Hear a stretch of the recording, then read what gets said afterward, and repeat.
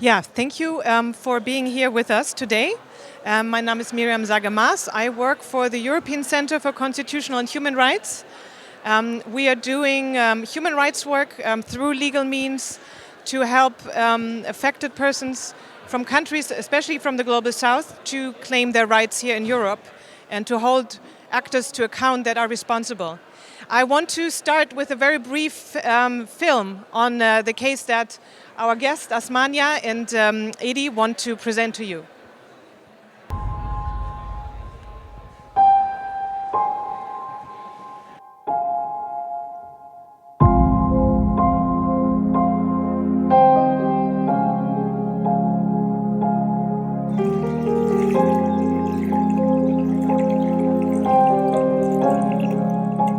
Menurut saya sangat tidak adil ya, karena yang merusak lingkungan ini hanya segelontor orang, hanya beberapa orang saja yang menghancurkan lingkungan demi kekayaan pribadinya, tapi mengakibatkan dampak yang sangat luas bagi kami manusia yang berada di bumi, salah satunya warga Pulau Pari yang tinggal di pulau ini.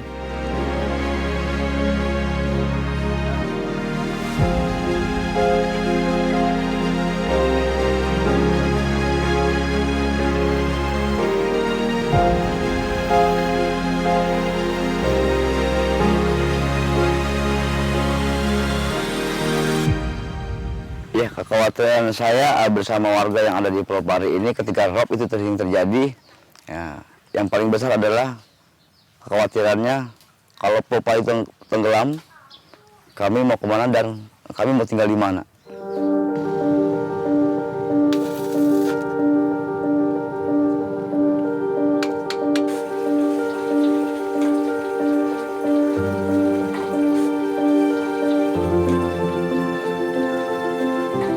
Kalau pondasinya tidak baik atau kurang dalam, terkena rob ya udah otomatis posisinya nggak lagi simetris atau persisi ya, bisa goyang gitu. Karena saya ngalamin sendiri itu.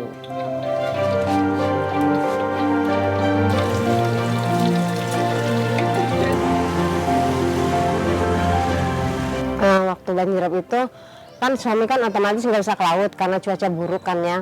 Turis juga nggak bisa ke pulau karena robkannya. Nah terus kan pendapatan berarti berkurang. Yang saya rasakan pendapatan berarti berkurang.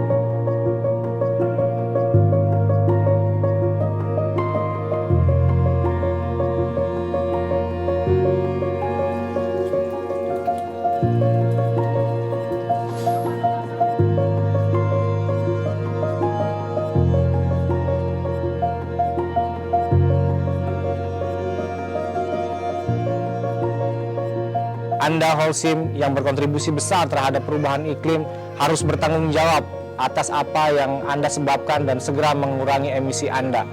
Jangan tunggu kami tenggelam, save Pulau Pari.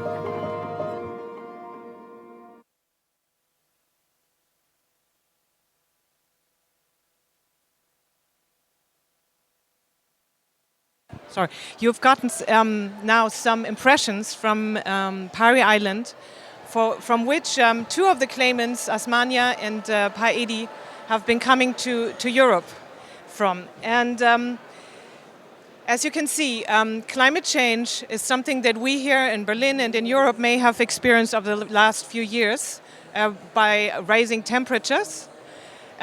People living on small islands like Pari Island are suffering at the moment far more severely than we do.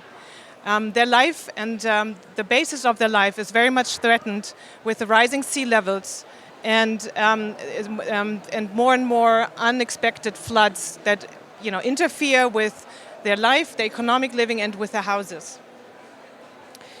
Together with the Indonesian environmental organization WALHI and the Swiss organization HEX, we at ECCHR are supporting the inhabitants of Pari Island and the 4 claimants who see themselves as representatives of the whole community in a lawsuit against the multinational company headquartered in Switzerland, Holcim. And scientific studies show that all over industrial emissions of CO2 since 1750 can be contributed to a bit over 100 of multinational corporations, mainly involved in fossil fuel and coal production, energy production, but also in the cement industry. And what we are trying to make sure with this claim that Holcim is paying its fair share to contribute mitigating the damages that have already occurred, compensating damages, but also ensuring that people on the island of Pari can live a better life for as long as possible. And they are also demanding Holcim in the legal case that Holcim radically reduces their CO2 emissions, much more than what they currently claim for. This case is significant because it is the second case against a multinational, the third case against a multinational in Europe, the second one that is asking for compensation. These claimants, while the first case brought in Germany against RWE is brought by a Peruvian farmer, our 2 claimants here see themselves as representatives of small islands and persons living on coastal areas, also claiming their damages.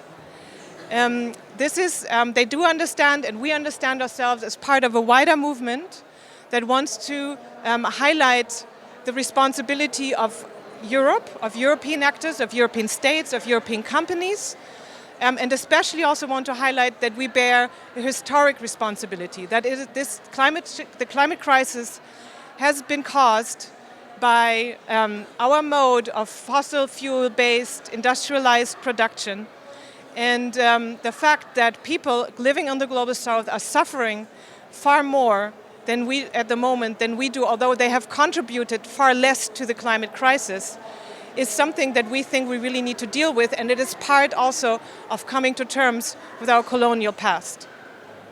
But now I want to pass on to our claimants, Pa Edi and Ibu As.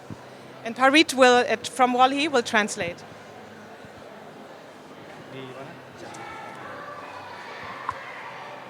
Terima kasih Bu Mariam. Ya, perkenalkan nama saya Edi Mulyono. Saya tinggal di Pulau Pari di DKI Jakarta, Indonesia. Saya ayah dari 3 orang anak yang lahir dan besar di Pulau Pari. Nah, Pulau Pari adalah pulau yang kecil yang dihuni oleh 1.400 jiwa, 427 kepala keluarga. Nah, itu yang kenapa saya datang kemari bersama TAAS dan teman-teman WALHI dan HCR.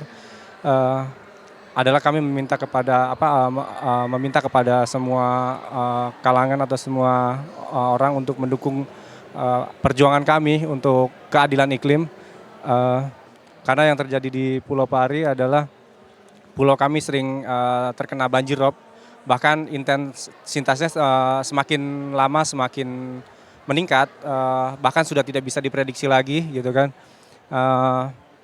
dan itu membuat kami khawatir. Saya terjemahin dulu. Oh. So, my name is Edi Mulyono. I am a father of 3 sons. So, I live in small island, Pari Island in Jakarta province. And the reason that why he had Ibu asked here is to invite, all of you, German public especially, but generally European public, to support their struggle for climate justice. Iya, kami mewakili warga Pulau Pari yang menggugat PT Holcim karena kami merasa bahwa kami terancam akan kehilangan tempat dan tinggal kami, terutama Pulau Pari. Bukan hanya saya yang akan, kalau tidak berjuang, bukan hanya saya yang kehilangan, tapi generasi saya, anak dan cucu saya ke depannya akan mungkin terancam akan kehilangan dan tidak bisa lagi tinggal di Pulau Pari gitu kan. Maka dari itu kami berusaha untuk mencari keadilan bahwa air laut naik karena perubahan iklim, dan itu bukan disebabkan oleh kami warga Pulau Pari, tetapi perusahaan-perusahaan besar yang ada di Eropa. So my island, in the future maybe will be lost because the acceleration of sea level rise, and then he with her not only represent their selves, but also represent all community in the island and millions people in global south who looking for climate justice. And then he and his community in the island, they afraid, they worry about the future of next generation, their son, their daughter, and then next generation in 10 years later. So that's why we come here and invite all of you to support them, their struggle. Ya, kami kenapa menggugat Holcim, karena Holcim berkontribusi besar terhadap perubahan iklim. 7,3 miliar ton yang sudah dihasilkan oleh Holcim, dan Holcim harus bertanggung jawab atas apa yang sudah dilakukan perusahaannya selama ini. Dan tuntutan kami sebenarnya adalah semoga dikabulkan pengadilan. Kami meminta Holcim menurunkan emisinya menjadi 60%. Terus juga Holcim juga harus bertanggung jawab atas apa yang sudah hancur yang terjadi di Pulau Pari. So we understand that we in Global South is not a main actor who contribute to global emission. So we are the victim of climate crisis. So that's why we demand to Holcim and other big company in the world, especially in Europe, to seriously reduce their emission, because we are in danger. We are in situation point no return. Ya, mungkin Teas yang Perkenalkan, nama saya Asmania, saya ibu dari 3 orang anak. Terima kasih sudah menerima kami di sini. Kedatangan kami ke sini tentang perubahan iklim ini sangat kami rasakan, terutama kami perempuan-perempuan Pulau Pari di sana, perempuan-perempuan lain di sana. Ketika mengalami krisis iklim ini, kami mempunyai beban ganda ketika harus menghidupi keluarga kami, menghidupi anak-anak kami. Ketika suami tidak bisa melaut karena anginnya cukup kencang, dan ketika air laut naik, otomatis suami tidak bisa melaut. Perempuanlah yang di sana yang berjuang untuk menghidupi kehidupan sehari-hari di sana. Kedatangan saya ke sini bersama Pak Edi meminta keadilan, bukan hanya untuk saya, tapi untuk warga Pulau Pari di sana. Yang sampai saat ini saya masih berjuang untuk mendapatkan keadilan. Terutama perempuan-perempuan di sana hanya ingin mendapatkan keadilan iklim, keadilan ekonomi, dan keadilan gender. Okay, my name is Asmania. I am fisher folk, and also I have homestay, small homestay. So climate crisis actually hit our life.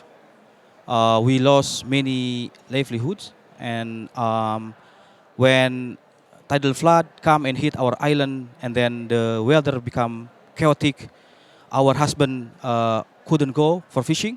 So the situation make the burden of the women there is becoming bigger. So we have multiple burden, because if their husband couldn't go to the sea, they have to fulfill the basic need of the family every day. So the reason why I'm here, same with Pak Edi, here I want to demand climate justice for Pari people, especially for women who which is affected by climate crisis, by tidal flood, by sea level rise, by lost many livelihood. Apalagi? Udah itu aja. Lanjut ya. Ini ada desakannya menurunkan emisi. Sama itu. Yang kami butuhkan dan kami butuh dukungan kepada perusahaan-perusahaan yang ada di Jerman. Perusahaan-perusahaan yang ada di Jerman ini menurunkan emisinya karena sampai saat ini kami akan terus mengalami permukaan air laut naik dan kami tidak ingin pulau kami tenggelam kayak gitu. So I strongly invite all of you, public Germany, to raise our campaign to demand all multi corporation in Europe to reduce their emission, because if they are not reduce their emission, we will disappear, yeah, in next 10 years. Discussion. Ya. Gugatan iklim ini gitu sebentar dong Bang. Ya. Dukung kami untuk gugatan iklim ini ke perusahaan Holcim Pulau Pari. So please support us for search climate justice and demand to Holcim. Save Pulau Pari. Thank you, Heidi and Iboaz. This is now time for questions. We're very happy to answer. Sekarang mau tanya jawab.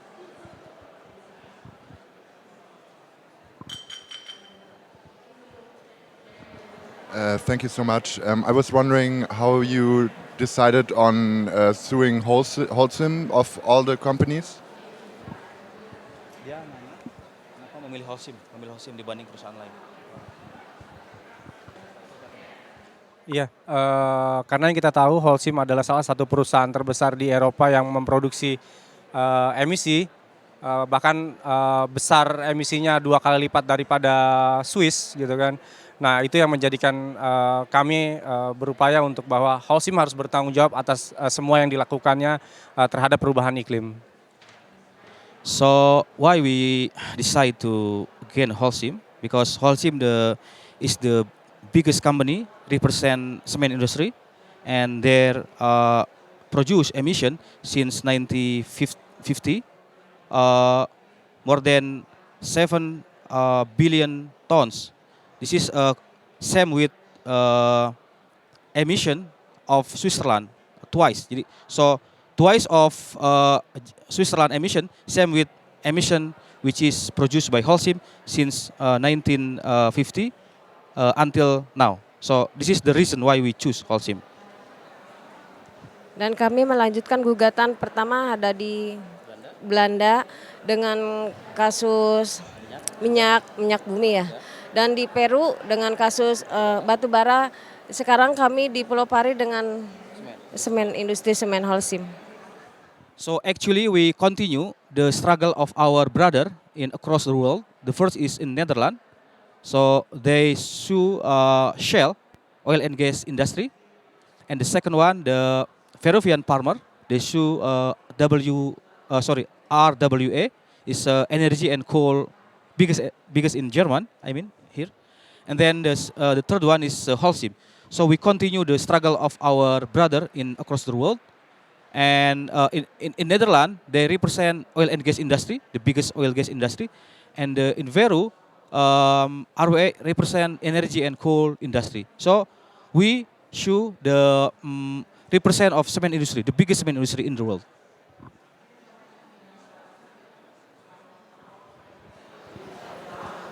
Terima kasih banyak Pak Edi, Ibu Asmani atas presentasi.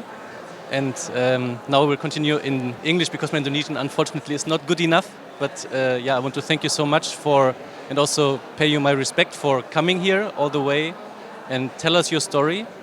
And I just want to ask you, when we talk with our government and with our big corporations, then they will often say, it is so difficult to reduce emissions here. We have to do it in the global south. We have to do it internationally. We are so small. What advice would you give us? How should we then answer them? Thank you. Jadi terima kasih sudah datang ke sini. Saya sangat menghormati Bapak Ibu. Agak susah untuk menurunkan emisi hanya di negara-negara utara. Nah itu gimana? Jadi Kalau kalian hanya minta menurunkan emisi di sini, tapi di selatan nggak diminta, gimana? Bilang aja di sini tuh berdasarkan data emisinya paling gede di dunia. Ada 100 perusahaan. Iya, berdasarkan data yang kita peroleh dari teman-teman NGO gitu bahwa negara Eropa itu paling banyak menyumbang emisi di dunia ya, makanya kita memilih di di Swiss gitu. Karena kita mendapatkan salah satu data bahwa di perusahaan-perusahaan terbesar dunia itu lebih banyak di Eropa. TAS menambah? Okay, why we or this is like the reason why we demand to global north to reduce their emission, because mostly the big company come from global south and they produce emission in the biggest number of emission, and we in global south we have but small production, and then like people they are not the producer, yeah.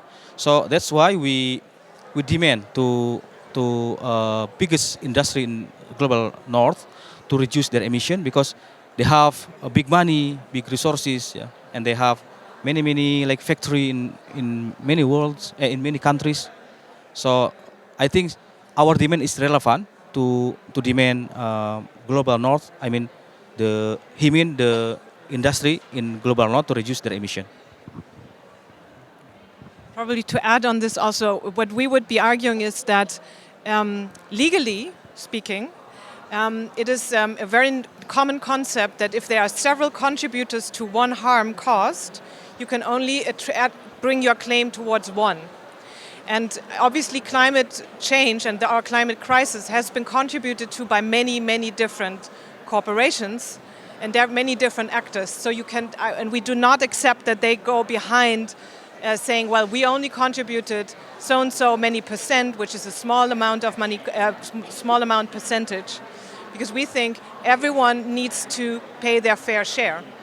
And companies in the global north have been polluting the environment for much longer time than those now in the global south also. And therefore we think they need to reduce much more of emissions now than you would expect from companies coming from Indonesia, China, or elsewhere. So it's really about a fair share with also a historic perspective.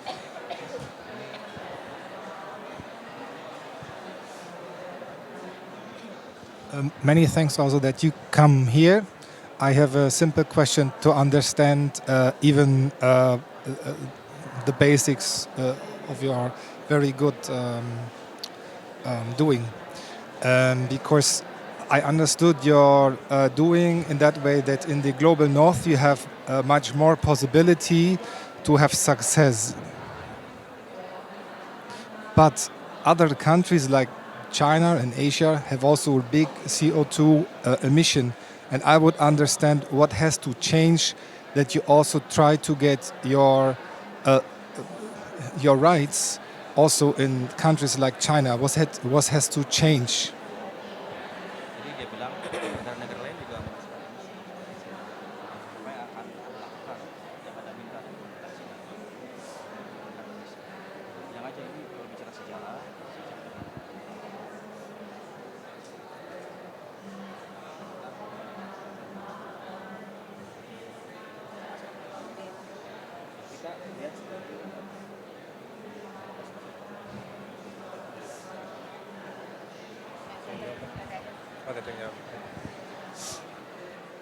Kalau dilihat sejarahnya kan Cina ya, Cina itu kan barunya, Eropa ini udah lama kayak gitu untuk setiap produksinya yang itu ya Bang. Kayak gitu aja. So this is like simple answer, because China is like emerging industry maybe 10 years or 2 decades ago. But if we compare with like European or United States, they have a long history produce emission since I think Karl Marx era here. Yeah. Right? Udah cukup. Okay, enough. Yeah, I'm sorry, we only have time for one more question, so yeah. Hi, thanks for being here. I'm wondering how you evaluate Holcim's transition plans, because I think they claim to be one of the leaders in transition. Yes, Holcim is indeed claiming that, and they're part of a so-called science-based alliance for global emissions.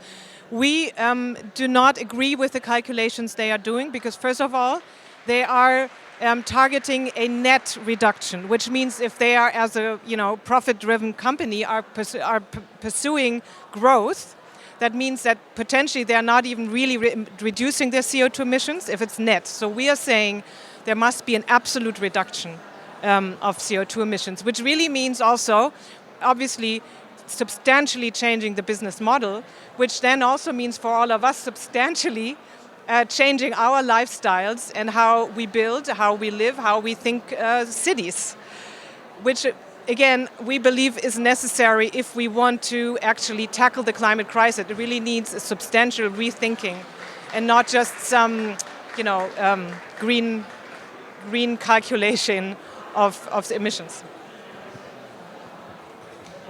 Thank you so much for your talk.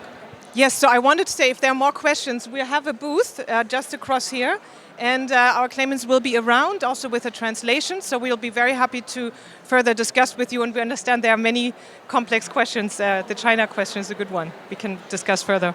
Thank you. Thank you very, very much. Big applause.